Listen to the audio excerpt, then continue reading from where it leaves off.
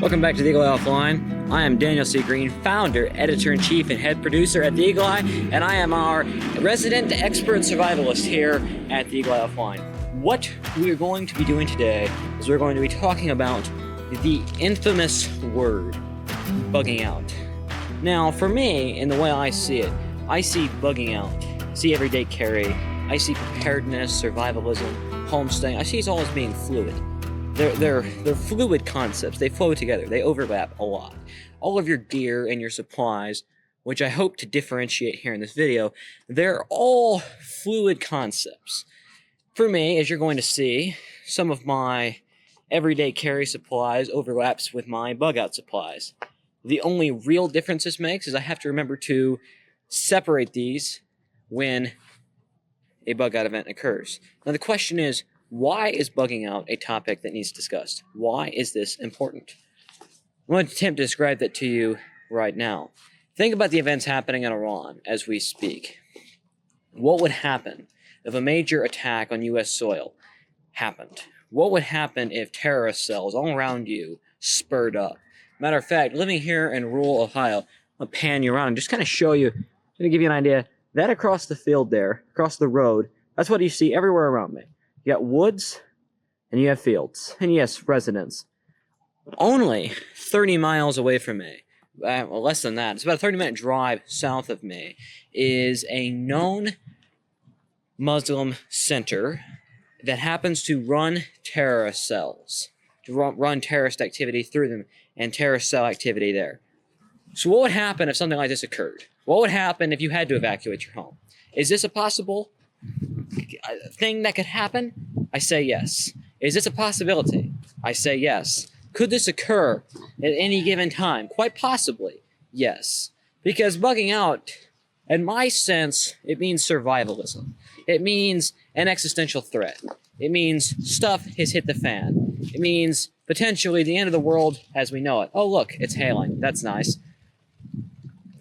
I love Ohio so much. Ugh. It means other things to other people. It could mean a wildfire has come through your area and you need to evacuate. It could mean that a hurricane has come through the southern coast and you have to flee northward. There's many things that bugging out can mean. But for our application, we're going to see it as surviving. I'm going to cover up my stuff and I'll be back. I brought my stuff into the garage, out from the rain and the hail. Having pop-up showers everywhere. This is another example why preparedness is so important. If you have gear that can't get wet, one, maybe you need to contemplate if you should have it, and two, you need to figure out what to do with it if it's going to rain or hail. So I brought all my stuff in the garage. We're good for now. I'm going to wait for this to pass, and then we'll actually start into our piece-by-piece video.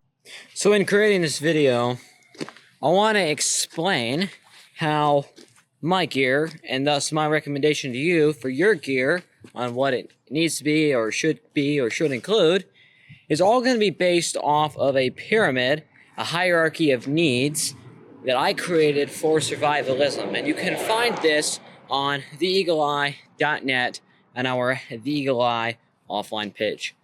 So the hierarchy of needs starts at the top and works its way down to the bottom. The top need being the most important and the most critical. The bottom need also still being vital, not being the most important, foremost thing you need to survive in the immediate. So the first of these is air. You can live about 3 minutes without air. So if you're drowning, if you're drowning or you can't breathe, in 3 minutes without air, you also need to look at things like gas masks for asphyxiation, radiation, things like that. Second need is water. The third need is food. The fourth need is medical. The fifth need is shelter. Now this is more of a provision from physical things, while the sixth need is security, which is protection from living threats.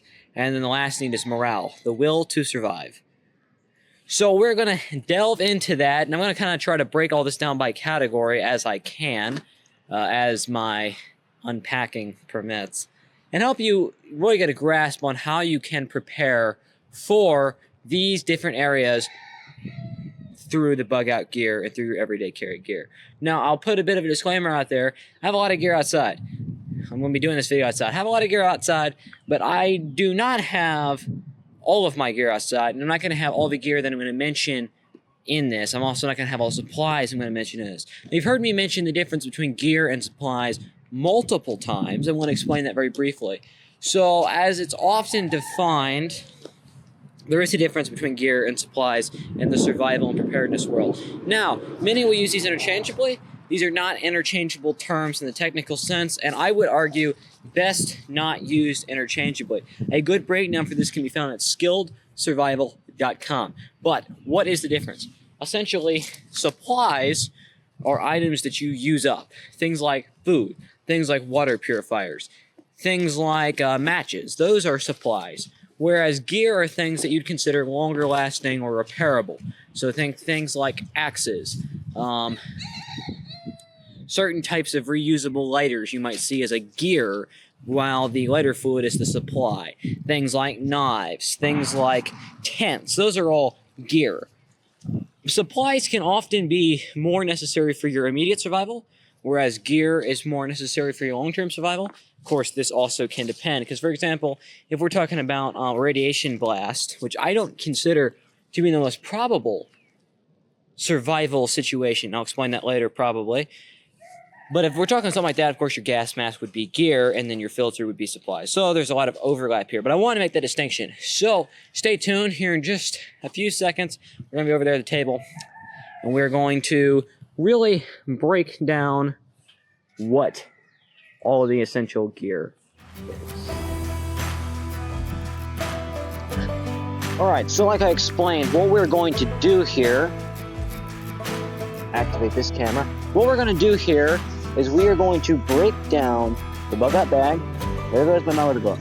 We're going to break down the bug out bag, and we're going to break down some of the gear. So as you can see, this here is my bug out bag. Now, I'm not going to call this the greatest bug out bag in the world, but it is a Molly style bag. It does come with plenty of its own benefits. It's not the most comfortable bag in the world. I will definitely attest to that. There's things I could do to increase the padding here that would help more, but it does the job. You don't want a bag that's too big, because if the bag is too big, you're going to end up overpacking the bag.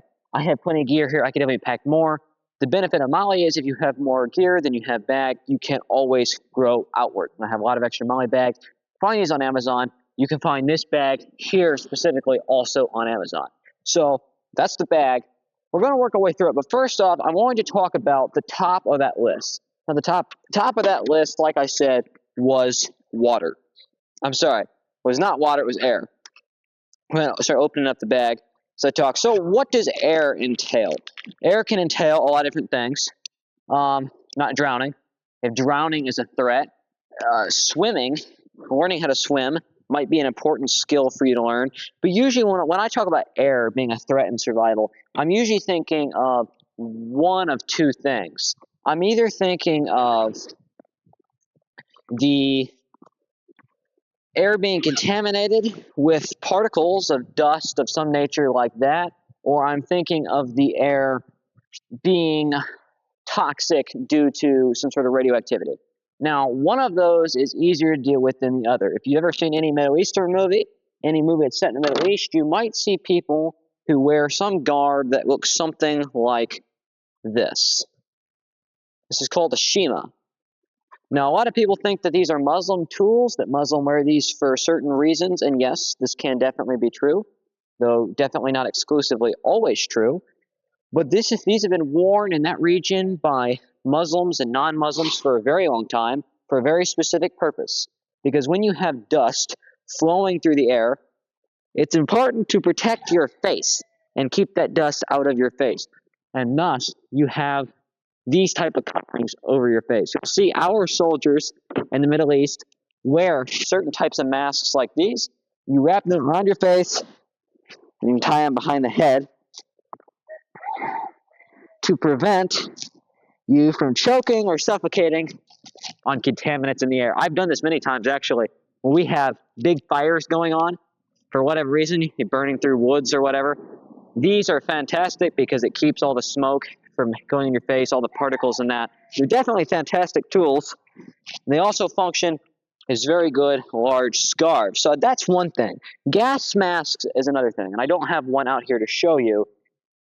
But gas masks are definitely not something to discredit, because in the event of some sort of radioactive activity, such as after a nuclear bomb, you're going to need a gas mask. If you want to survive, you need a gas mask, potentially a hazmat suit, iodine. There's a lot of factors that play into that. We're not going to talk about that here today, but it is definitely something that you need to have on your radar.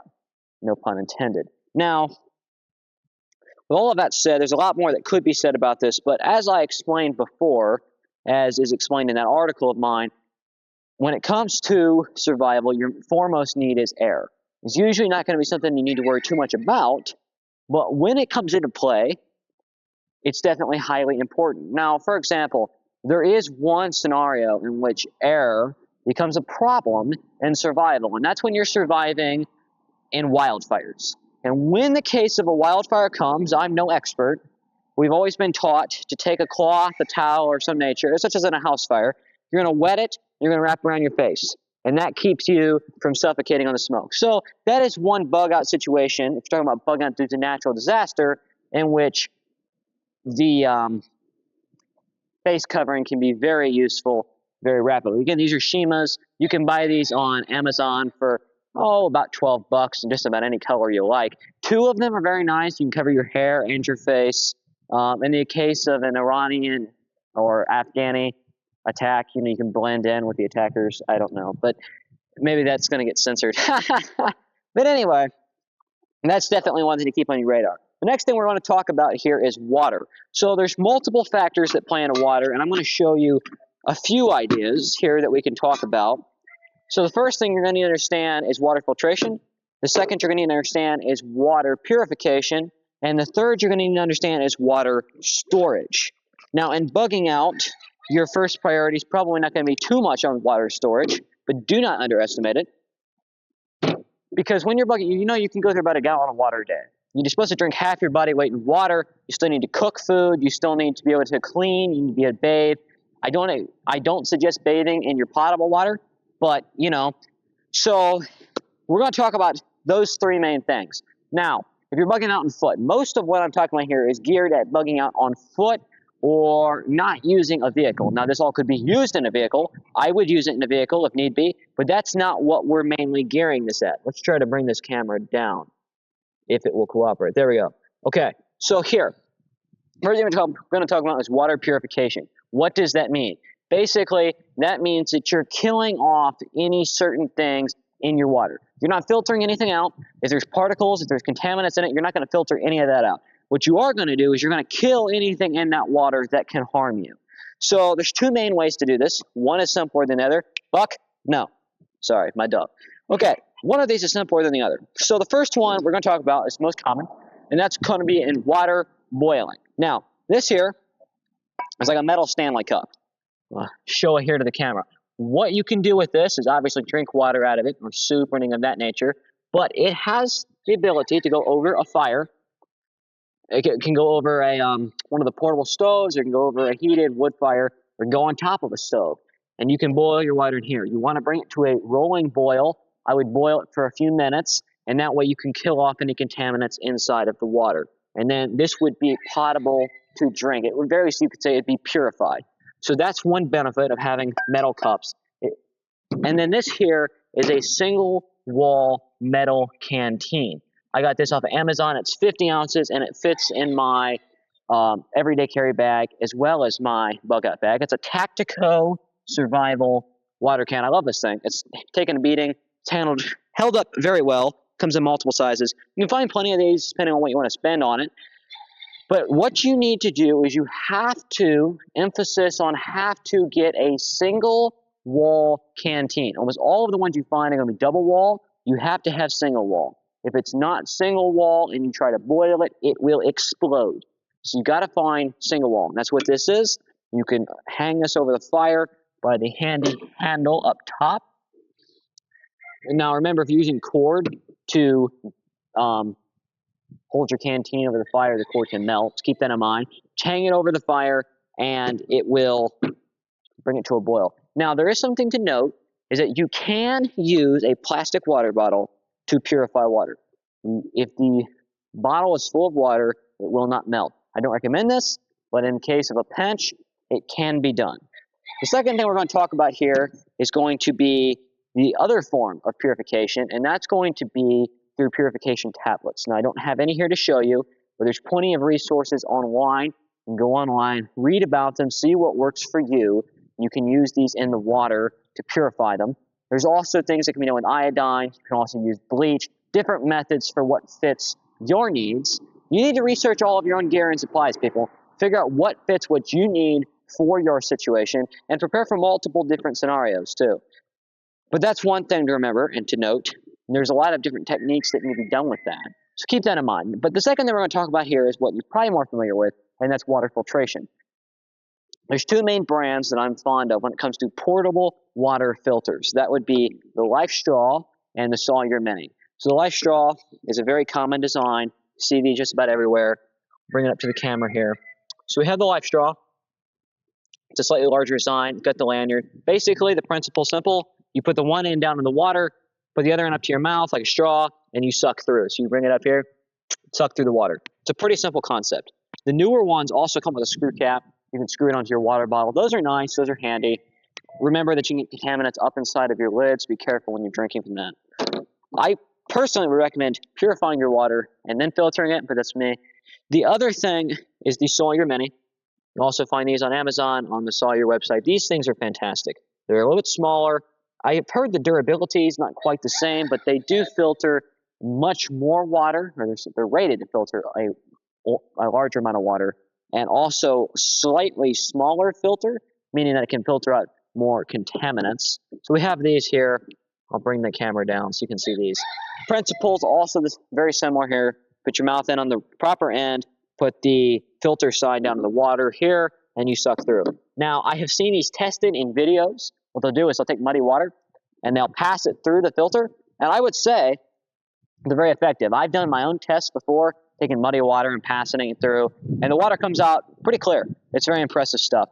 So definitely worth remembering these. I would definitely recommend getting one for each member of your family, preferably two for each member of your family. Have one in your car, one in your everyday carry bag, a couple in your bug-out bag. They're fantastic.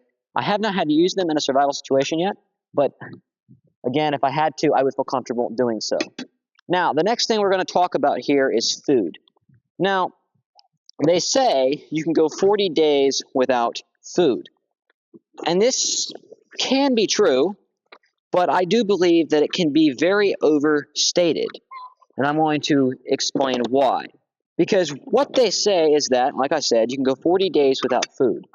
What they don't talk about is the fact that if you went 40 days without food, you're going to be very non-functional. For example, I'm going to give a personal anecdote here. I went a couple of days without eating food, say 2 weeks ago, because I was sick.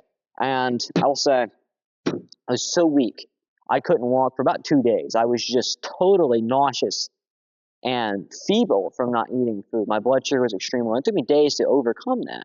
So if you don't eat food, your blood sugar is going to tank, your energy is going to tank, you're not going to be functional. So when it comes to a survival situation, you have to think about food. And that includes multiple different areas of food. So first off, you're going to have to think about bringing food for one. Now, I don't have any food out here, but what I would recommend is probably something lightweight if you can. It's like MREs. Are very advantageous. You can get certain high protein bars. They're not my highest recommended, but they definitely can do things that aren't going to upset your stomach is pretty important. You're going to want to look at maybe rice or maybe beans, things with a long shelf life. You don't want to carry, bratwurst in your bag because that's going to spoil. It's going to make you sick. It's going to be a bad deal.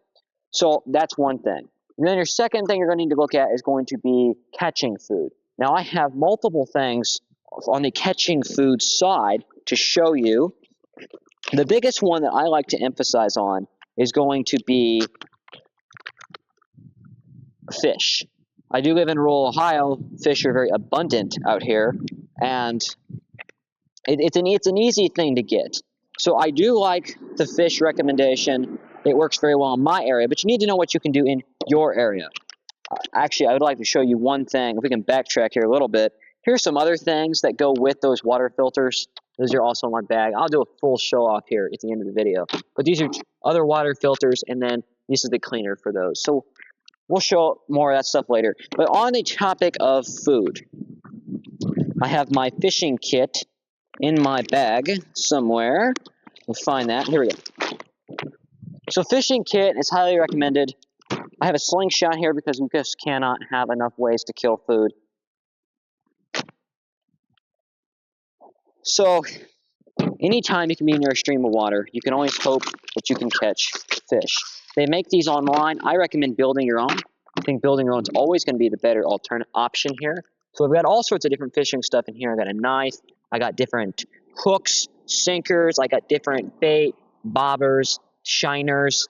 I got a line here to string up fish, a stringer, different artificial worms, everything you could possibly need. If I just happen to want to run up to the lake and go fish real quick and I didn't have my fishing supplies with me, or if I just need to fish in a survival situation.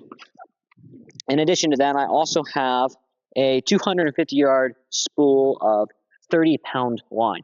Now, this is not the most expensive line in the world. It's from Walmart. It costs about $2 now, I think, but it's cheap, and it will definitely meet your budget. So that's great. Now we're going to talk about firearms. Firearms, in my opinion, are crucial to the bug out bag. Now, we'll talk about it more when it comes to safety and security. But when it comes to hunting, I think we need to think about firearms. Because even if you're not comfortable with using it for self-defense, if you're in a situation where you need food to survive, most of the food that's not going to be in the waterway, and some that is, you're going to have to shoot to kill.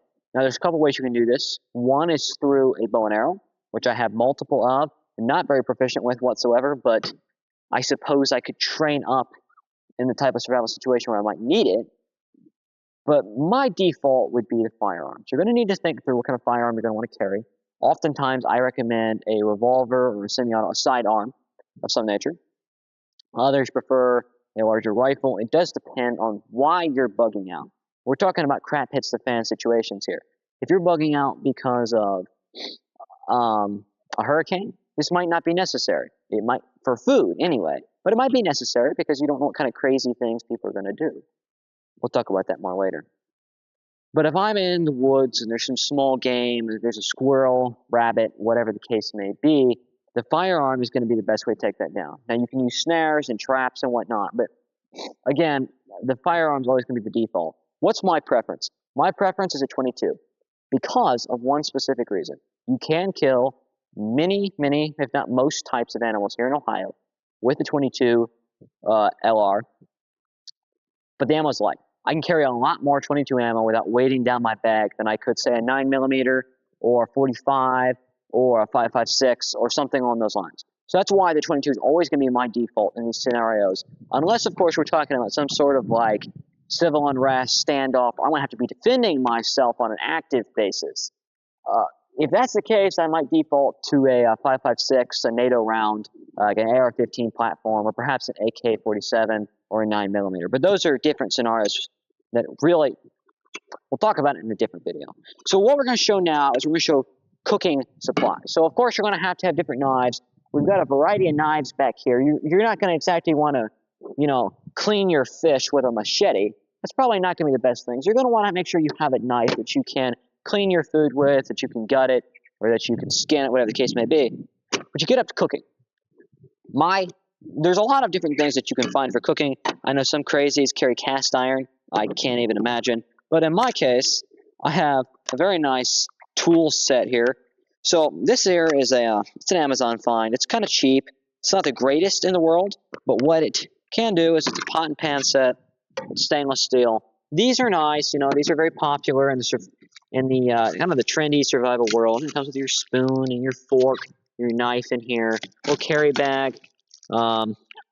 Even comes with a little spatula. So these are nice for camping and everything, but I wouldn't discredit it. I would say that in a scenario where I really needed pots and pans, I think this would definitely do. I mean, I can boil in this, I can fry in this. My only concern might be how long it would last before it would burn up, but I do think this would do pretty well, and it's very lightweight. And it also has a cooker. You can put this on a propane bottle. So these are nice if these are things that you have in your supplies. Again, so prepare according to what your needs are. Now, but my favorite tools in the survival situation are going to be more in the lines of aluminum ware. This does not want to close. Well then. Okay, that's nice. Let's set this aside here. So we have the pot and the pan, but my favorite is the aluminum ware. So you have pots like these. You see the blue cups all the time. You can find these at just about any store, Walmart, Rural King, Amazon. These are great. You can boil in these for eternity. They hold up really well. They're very lightweight. I am a huge fan of these and always will be. You don't see them as much anymore, I don't think. They definitely cost a lot more than they used to. But Field and Stream used to make these, and I have a pot that I've used on my wood cook stove for, 3 years now? And it has held up fantastically. So this is going to be my big recommendation. And again, you can boil more water in this to fill up your can. I wouldn't necessarily recommend cooking in the can all the time because you don't want to destroy your main water carrying device. But again, you can cook in this thing, you fry in it, you can boil water in it. Some people do not carry pots or pans in their survival gear because they are afraid of the extra weight. And they say they can cook over a stick or whatever. My problem with that, there we go. My problem with that is the fact that how are you going to boil your water? As a big concern of mine is being able to boil water. So if you cannot boil the water, then in my opinion, you're out of luck. So again, I will carry my pots because I think that's a necessity. So we have that. We'll set this aside. There's one other little thing I have that I can't promise I would actually use in a survival situation, but I might. And that's a seasoning kit. I found this at Walmart. It is a Colin's multi-spice blend. So this is just a container here of curries, cayenne, garlic salt, black pepper, salt, and paprika, some of my favorite seasonings. Of course, you can always empty this out and fill it up with something else, but this is fantastic. If I ever go camping, if I ever go to, let's say, a county fair, something of that nature, I love to take this with me. Because I remember watching Lord of the Rings one time, and Samwise Gamgee dropped a container of salt or some seasonings from the Shire. He said to Frodo, the reason he's carrying it is because he figured one of these days he might have a roast chicken or something. And I apologize, my camera there died. Frodo's response was a roast chicken. He was kind of surprised by that. But yeah, the whole point, though, was that food needs seasoning. Food needs flavor. And of course, there's ways you can naturally flavor things in the wild. But the last point we're going to talk about is morale. So you have the seasoning kit. Now, we're going to really progress through the rest of this a little bit faster here. So we have different things that we've talked about here. Different food and air and water. We're going to move on to talking about shelter. What does my shelter kit look like? I have a Hennessy hammock. I've tested this out multiple times. I've slept in it for weeks on end inside, several times outside. Very comfortable. I highly recommend hammock camping. I would say, at least in Ohio, in the northern area, if it's cold in the winter, this is a 3-season hammock. I recommend the 4-season hammocks or getting an underquilt. You've got to find a way to insulate that hammock or you're going to freeze to death, which is where I introduce the next few things. I have 2 different Arcturus blankets, one outside, one inside. I didn't bring the wool blanket out, but they're large wool blankets. They're very affordable. They're military style, and they're extremely warm. I highly recommend that. And this is the Arcturus blanket tarp. You can see kind of what it looks like there on the inside. This holds in heat very well. It's a tarp style. It reflects the heat like Mylar does, like the space blankets do, but it's extra thick, very durable. I've used that as an underquilt in my hammock. I tested that in another video I'll put out, kind of on the hammock camping. I found it to be highly effective, and I highly recommend that. Again, the wool blanket, while heavy, I can't find anything to beat it. Now, maybe you'd prefer to go for a sleeping bag or something like that. Again, find what fits your needs, but I still highly recommend that. Of course, you have space blankets. These are always very nice. And then something that's been kind of big lately is the bivy bag. Some bivy bags are built better than others. I wouldn't say this is the best bivy bag in the world, but what it is basically a space blanket that's a little bit thicker and wrapped in a sleeping bag style. It reflects your heat in. One time I slept out in the cold with nothing but a thin blanket and a bivy bag. And it wasn't the warmest setup. I didn't do it quite properly. But having nothing else and it being like a 40-degree night, I was able to get through the night. I wouldn't say exactly the most comfortable, but I was definitely not freezing to death. So The bivy bags are great, especially in a pinch, especially in your everyday carry bag. If you're trying to stay warm in a bad situation, this is definitely a great way to go. Now, when you're shelter building, sometimes you need to think about other things than just what your shelter is made out of. So those can include things like paracord, which we have in the bag. I'll get to that. But also things like shovels. Foldable shovels, they're very popular, especially if they're multi-function. I do recommend them. I do not carry this in my bug out bag, but I can definitely see many applications in which I might want to, and I know they're extremely popular. We can kind of demonstrate this here. They're not the easiest to unscrew. Well, maybe I can demonstrate it. Always know your gear, people. I do believe that my shovel has seized up. Okay, there we go.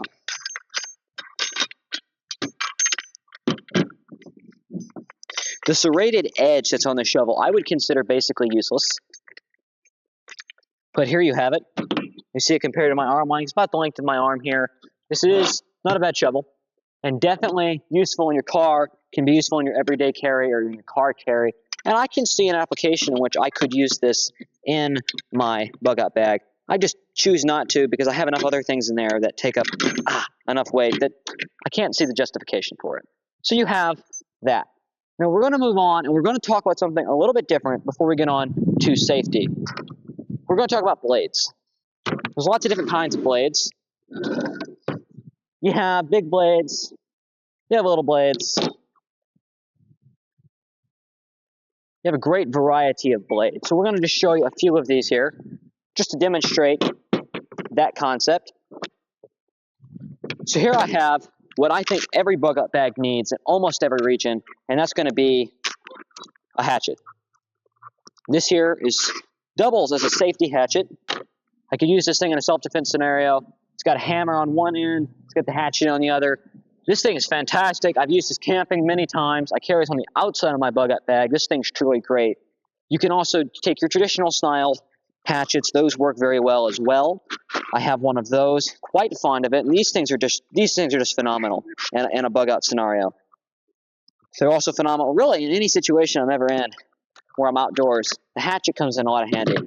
Now, living in Ohio, the machete is not always the most useful as it might be in some regions. But whenever you're in a wooded, leafy region, with briars, the machete can be very nice, and it can also double as a self-defense tool. If you've never heard of machete fighting, I suggest you look it up. It's an interesting concept. So this is a handmade machete that I got in an auction. I definitely recommend a slightly thicker machete.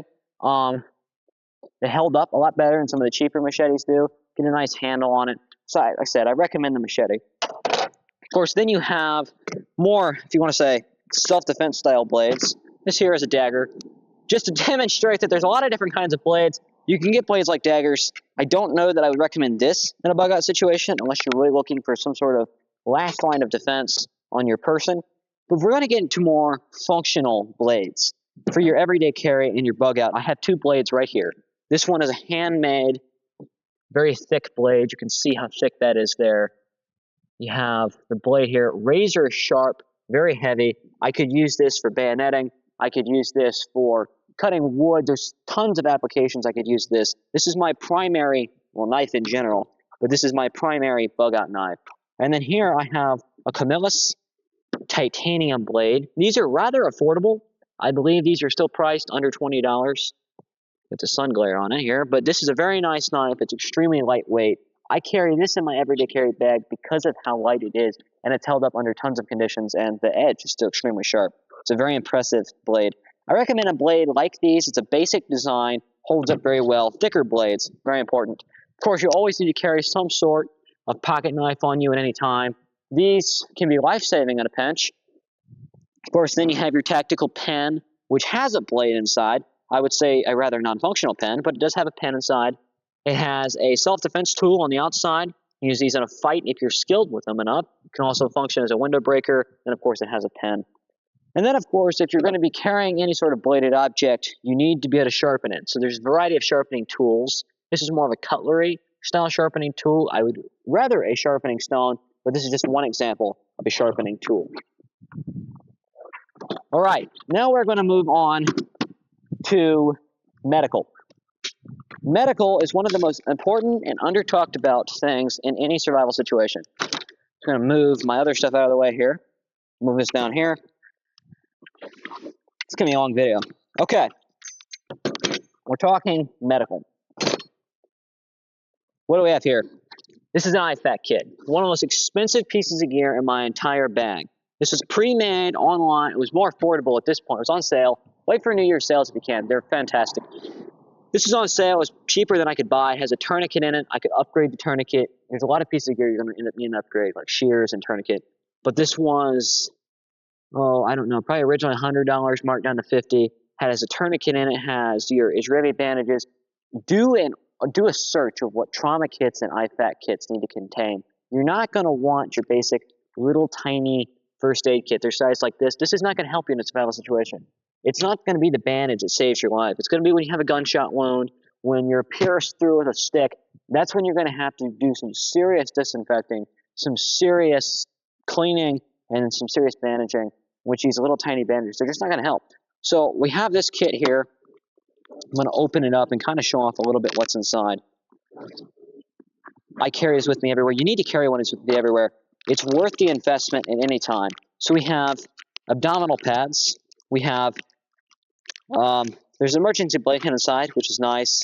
Antiseptic wipes, some cheap shears, lots of gauze. Gauze wrap like this here, very helpful. I put in extra. You can't have too much. Up here I have moisturizing aloe. I have a variety of medications that I added. So any sort of like Advils and Benadryls and things like that that can help you. Anti-diarrheals are going to be super important to have in your bug out kit. We've got splints, we've got gauzes, we've got tourniquets that are in here somewhere. I don't want to disassemble the whole thing. But we have triangular bandages, Israeli bandages, burn ointments. There's a ton of stuff in here. Again, this is going to be something that's going to be worth you spending money on. It's worth the research on. I just can't emphasize this enough. Oh, super glue.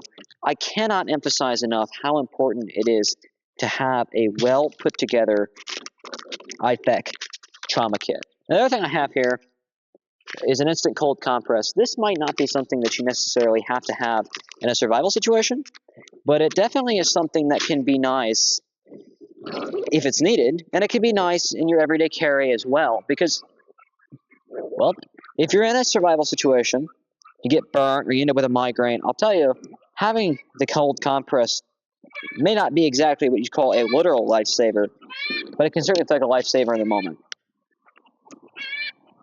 Nope, I left out the abdominal pad. We'll take care of that later. We also here have a suture kit. Suture kits can be very handy. I can't say that I'm super skilled in using them, but this is a suture kit. It's got the carbon steel sutures. It's got scissors. Very useful to have. I highly recommend these as well. Okay, moving right along here. Try to speed up the rest of this video here. We have technological stuff. Got a whole basket full of it. This doesn't fit neatly inside of the survival categories, but it definitely can be very useful in the survival situation in keeping you alive. So we have various things in here I want to show you. The first of these is going to be a solar charger. There's a variety of kinds. This is it charges your battery directly. So if you have a portable charger, which I have and did not bring out, you hook this up to the back of your pack or off of a tree, and this charges your battery. It works very well. This here is a Flex Solar. I had some issues with this one early on, but they made it right, and it's been a fantastic tool. There's all sorts of appliances you might need in a survival situation, and having the gear to charge is always going to be useful. So in my everyday carry bag, I'm trying to pull out of this here, and they all spilled.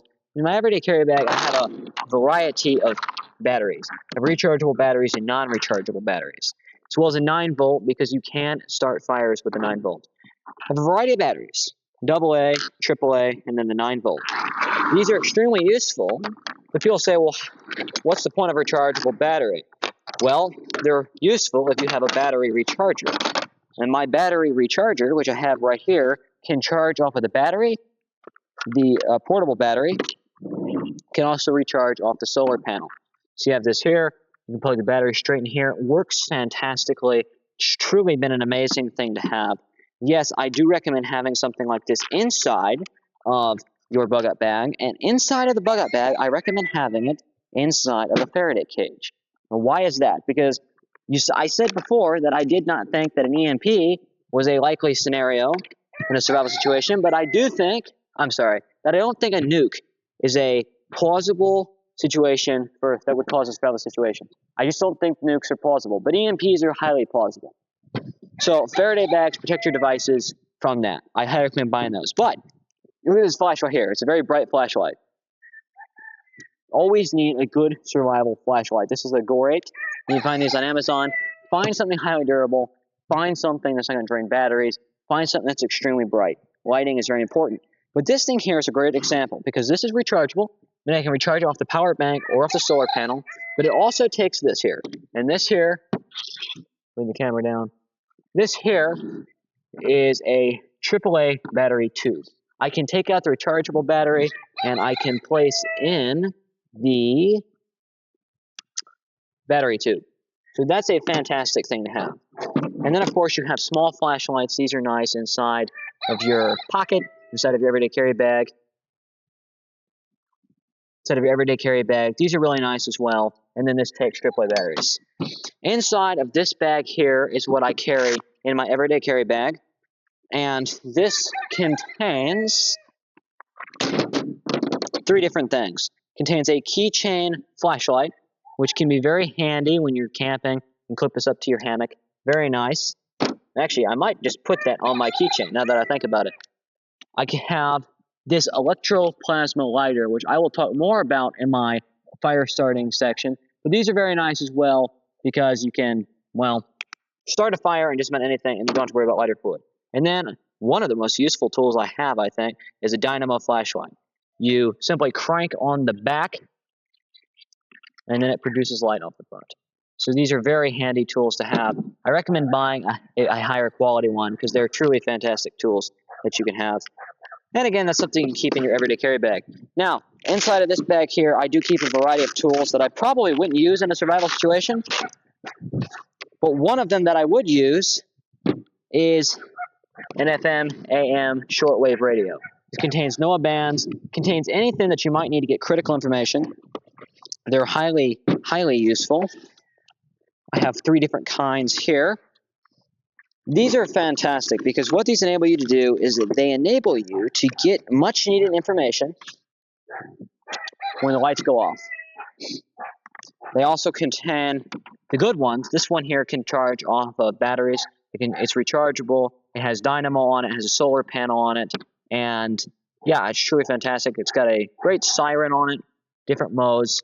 Also the flashlight in the front and the back. Works fantastic. So this brand here is, maybe it's not a brand. Maybe it's this here is an Amazon brand. It's kind of a secondary brand, but I would say that it has actually proved better than the name brand radio that we have. So I highly recommend that one as well. Now, we're going to come here to the point where we're ready to go through the bug out bag. So I'm going to put all of these items down here. Get this out of the way. We're going to go through my bug out bag. 2 other items I'll talk about first that are nice to have. This here is a small pair of scissors. This is great in your everyday carry and bug out bag. Very lightweight. Also, viewing devices. This here is a binocular. Binoculars are also nice, but this one is much lighter weight. These are fantastic because you want to see what you're looking for before it sees you. So again, highly recommend this here. So we've already talked about some of what I have in my bug out bag. We're going to talk about the rest of it here by firstly starting with fire starters. We have, of course, the electrolyter that I talked about before. Here's another example of an electrolyter. Here's a Guidesman. It's extendable off the top. Those are very nice. They use full electricity, so they're rechargeable. They don't take lighter fluid. This here is a Zippo lighter. These are fantastic. Even if you run out of lighter fluid, you can still use the sparks. One of the best lighters that I've had is a Zippo. Highly recommend. And then, of course, you have a butane lighter, which is also empty. But when those all run out or die, what can you rely on? You can rely on flint lighters. If you have the flint lighter, you have to scrape off this metal coating. It is a paint metal coating. Scrape that off, and you can produce sparks that are, I just said scrape it off, and I didn't scrape it. Produce sparks that can start a fire. I've used these before in camping situations and survival situations. I can assure you they're fantastic, and they work. You can see the sparks that are produced by that. These are truly fantastic. I have, 10 of them probably? Truly amazing. You also have magnesium lighters that fall in the same category. I cannot emphasize enough how important it is to practice with your lighters, practice starting fires. It's a skill as much as it is something about your tools. Truly amazing things to have. Highly recommend there. Now, finally, we're going to, at last, pour through the remainder of the bug out bag and go through everything we haven't talked about. I'm just going to go through kind of bang, bang, bang. So we have paracord. Cannot emphasize enough the importance of having a spool of paracord. We have an assorted survival tool kit. These are limited, I would say, in their usefulness, but they do contain some tools that I have found to be rather useful. So you have fire starters in here, knives, spoons, lanyard, keychains, bellows for your fire. These are nice. They're nice kits. They're waterproof. You can take out the good things and keep those and get rid of the bad things. Just nice tools to have. They make good gifts. Poncho. For when it rains, having emergency poncho is great. It weighs nothing. This here is a portable bucket. Kind of open this up and display this. Okay, we will expedite this before my camera once again runs out of storage space. So you have the portable bucket here. Of course, this camera just shut off. So turn that back on. You have the portable bucket here. Yeah, we talked earlier about having face coverings. You got these face scarves here, a pair of nylon gloves. Those are always nice to have. Cotton gloves. Got a variety of these face masks here. Here's a white one. Having different colors. Orange is nice if you're trying to get attention. Of course, if you're not and you're trying to evade attention, then, well, having something more camo is better. Again, we have yet another life straw here. We have multi-tool here. Multi-tools are fantastic, actually, and I will show you my Gerber multi-tool that I have here. This thing is truly amazing. Quality multi-tools are worth it. I've had the budget ones, and they're not the same. They're not the same. Waterproof matches. Talking about fire starters, those are fantastic. We have more paracord here. Cannot have enough. Emergency whistles also contains a waterproof compartment, a compass. Those are amazing as well. On the topic of fire starters, you have cotton swabs here. Have a whole box full of matches here and a lighter. Say, Daniel, why do you have so many ways to start fires? Well, because if one doesn't work, then I always know that I have another method. We have, for morale, a harmonica. Morale is very important. I carry a deck of cards just for that purpose. Matter of fact, I even had to use it one time. And I was in a situation. We had a storm coming through, had some kids around, getting the deck of cards. Really helped a lot. I was thanked for that. So being prepared for morale is very important. Having a notebook and a Bible. What's better for reading material than the Bible, especially in a survival situation? So having those for morale, for taking notes. Taking notes can be very important in a survival situation. So that's also very useful to have as well. So as you can see, I have a large amount of gear here. And we talked about the tactical pen, a variety of pens and pencils for the survival situation. Also useful. One other item here that's worth investing in is a quality compass. Pull the camera down, focus in on that. Having the quality compass is super useful. I recommend putting money into buying a quality compass because without the quality compass, getting lost, it's very probable. So if you're trying to get from point A to point B, having the compass, having maps, and knowing how to use them is just insanely important. I cannot emphasize that enough. So we've talked about just about every area here. We've talked about air. We've talked about food, water, shelter, safety. We've talked about all these different areas here. I hope that perhaps we have emphasized the importance of having all this different gear here I hope you have an idea, maybe now, on how to build your bug out bag. If you want more information, you can always reach out to me at contact@eagleeye.net. I would love to do a video just specifically on survival gear. That would be a fantastic time. I would love to do that. I'd love to talk to you about... I'd love to do more videos on survival gear and your survival gear. I would love to kind of go through what you guys do and what you guys have, and maybe do a Q&A type of session. I think that would be a great time. Flip that around. I think it'd be a great time. I think it would be something that would be worth looking into doing. So, all of that said, please prepare your everyday carry kits. Please prepare your bug out bags. I'm Daniel C. Green, founder, editor-in-chief at the Eagle Eye. I hope we gave you a good insight into the survival, preparedness, and bugging out. We'll do more on this later. We'll break down more specific gear and how to use it later. But for now, I'm Daniel C. Green, founder, editor-in-chief, and head producer and resident expert survivalist here at the Eagle Eye and the Eagle Eye Offline. Stay frosty. Godspeed.